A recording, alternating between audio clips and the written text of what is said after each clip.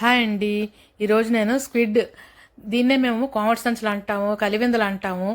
వంకాయ వేసుకొని ఇది కలివిందల కూర లేకపోతే కోమటి సంచులు వేసుకొని చేసుకుంటే చాలా చాలా టేస్టీగా ఉంటుందండి.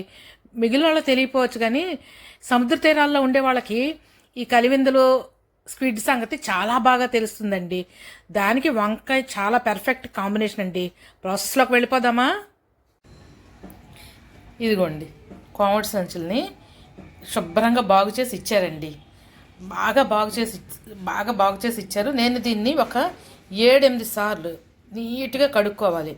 ముందు ఒక 2-3 సార్లు మామూలు వాటర్తో కడుక్కోవాలి. తర్వాత ఉప్పు, పసుపు, వెనిగర్ వేసేసి ఇంకొక 3 సార్లు కడుక్కోవాలండి. లేకపోతే కూర నల్లగా అయిపోతుంది, లోపల నలుపు ఉంటుందండి.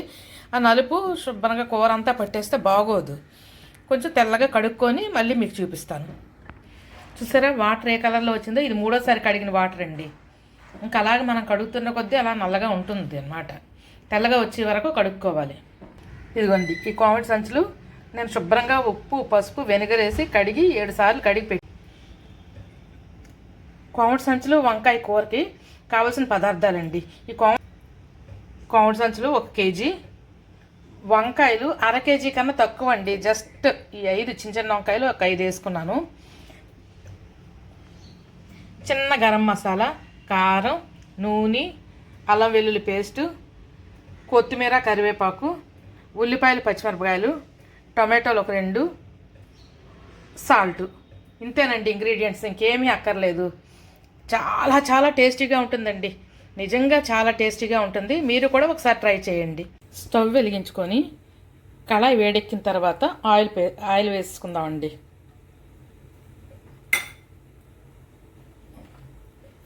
ఉల్లిపాయలు, పచ్చిమిరపకాయలు వేసుకుందాం. ఉల్లిపాయలు ఇలా వేగితే చాలండి. అల్లం వెల్లుల్లి పేస్ట్ వేసుకుందాం.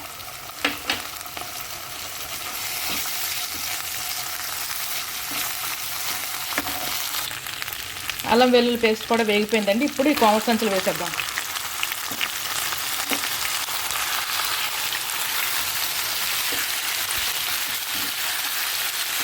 శుభ్రంగా పై తొక్కు అది తీసి చాలా నీట్గా చేశారండి. నేను కూడా బాగా కడిగాను. చూడండి దీనిలోకి వాటర్ ఎలాగ వచ్చేసాయో. ఈ వాటర్లోనే ఇది ఉడుకుతుంది. వేరేగా వాటర్ మనం ఏమీ వెయ్యమండి.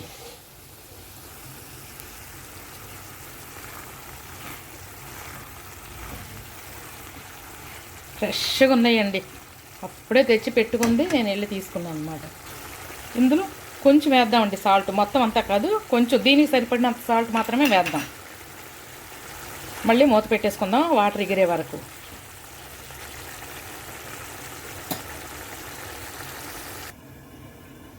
ఇదిగోండి ఇలాగా ఇది వాటర్ అంతా ఎగిరిపోయింది. ఈ టైంలో మనం వంకాయలు వేసుకుందామండి. వాటర్ వేసి ఉడకబెట్టకూడదండి, అప్పుడు రబ్బర్లాగా సాగుతుంది. స్క్విడ్ రబ్బర్లాగా సాగకుండా ఉండాలంటే వాటర్ వేసుకొని ఉడకబెట్టకూడదండి. ఇవ్వండి వంకాయలన్నీ వేసుకున్నాం. ఇదే టైంలో సాల్ట్ వేసుకుందామండి. ఇలా సాల్ట్ వేయకపోతే, వంకాయలు వేసిన వెంటనే సాల్ట్ వేయకపోతే కండ్రెక్కిపోద్దండి. వంకాయలు కండ్రెక్కిపోయి చేదు వస్తాయి అన్నమాట. ఎప్పుడైనా వంకాయ కూర వండేటప్పుడు వంకాయలు వేసిన వెంటనే సాల్ట్ పైన వేస్తే తొందరగా మగ్గుతాయి, తర్వాత కండ్రెక్కకుండా ఉంటాయండి. ఇలా కలిపేసుకున్నాను. మూత పెట్టుకొని మగ్గనిస్తున్నానండి.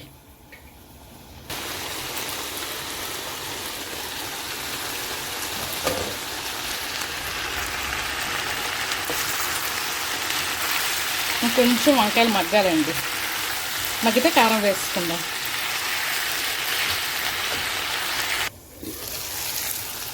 ఇదిగోండి వంకాయ మగ్గిపోయింది, బాగా మగ్గిపోయిందండి. ఇంకొంచెం ఉడకబెట్టామనుకోండి అది మెత్తగా అయిపోతుంది. అలా వద్దు. దీనిలో కారం వేసుకుందాం.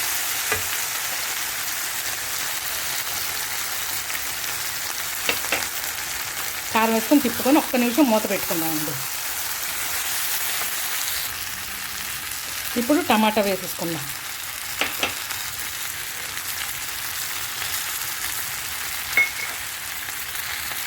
దీన్ని ఇలా కలిపేసుకుందామండి. కొంచెం సిమ్లో పెట్టుకొని, ఇప్పుడు సిమ్లో పెట్టుకోవాలి. సిమ్లో పెట్టుకొని మగ్గనిద్దామండి.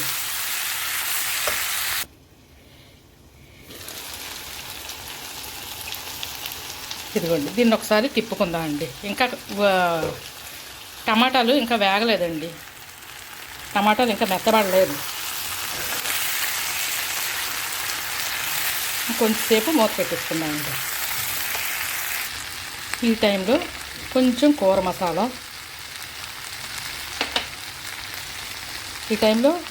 మసాలా, తరిగి పెట్టుకున్న కరివేపాకు కొత్తిమీర కూడా వేసుకున్నాను. ఒకసారి తిప్పుతానండి. ఇదిగోండి వేడి వేడి కలివిందలు, కోమటి సంచులు, స్పీడ్ ఏదైనా అనొచ్చు, 3 పేర్లు ఉన్నాయండి దీనికి. ప్లస్ వంకాయ, టమాటా, ఈ మూడిటితో మంచి కలివిందలు వంకాయ కూర ఎంతో టేస్టీగా ఉందండి. ఉప్పు కారం అన్నీ సరిపోయాయండి. చాలా చాలా బాగుందండి. మీరు కూడా ఒకసారి ట్రై చేయండి. ట్రై చేసి ఎలాగుందో కామెంట్ చేయండి. ఒకవేళ ఈ వీడియో కనుక నచ్చితే లైక్ చేయండి, షేర్ చేయండి, కామెంట్ చేయండి అండ్ సబ్స్క్రైబ్ చేయండి. ఉంటా ఫ్రెండ్స్, బాయ్. ఇంకో మంచి వీడియోతో మళ్ళీ మీ ముందుకు వస్తాను. ఈ కూర వండడానికి నాకు కరెక్ట్గా 10 మినిట్స్ పట్టిందండి. అంతకన్నా ఏమి ఎక్కువ అవ్వలేదు. 10 to 12 మినిట్స్ అంతే. శుభ్రంగా ఉడికిపోయిందండి. చాలా ఈజీ. మీరు కూడా ట్రై చేయండి.